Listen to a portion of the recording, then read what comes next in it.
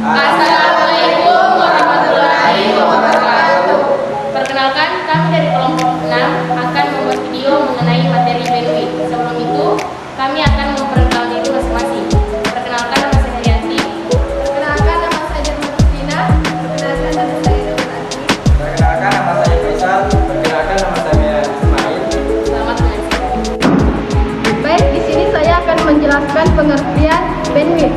Bandwidth merupakan sebuah kapasitas yang bisa dipakai di kabel internet supaya bisa dilewati oleh trafik paket data dengan maksimal tertentu.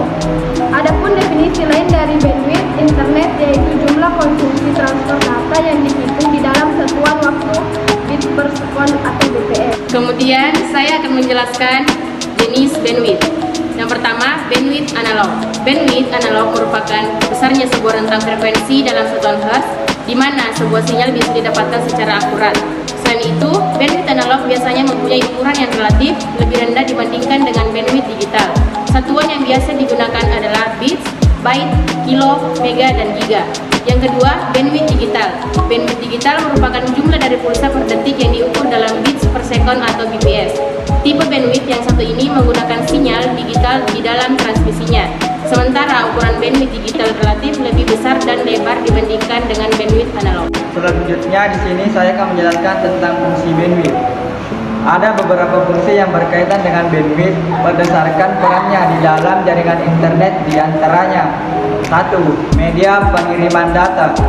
Fungsi bandwidth yang pertama yaitu media ataupun jalur pengirim data yang ada di dalam sebuah komputer atau jaringan tertentu sebagai ukuran fungsi.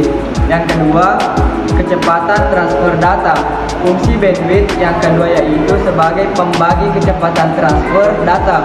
Jadi, kecepatan yang ada di dalamnya bisa didistribusikan secara adil ke semua pengguna. Juga mengatur besar data yang ditransfer. Terkadang, administrator jaringan melakukan pembatasan cukup besar pada data yang bisa diakses ataupun diunduh dari internet. Hal tersebut bertujuan untuk mengurangi trafik yang tinggi dalam waktu yang cukup lama. Terakhir, cara kerja bandwidth. Mengenai cara kerja bandwidth, tidak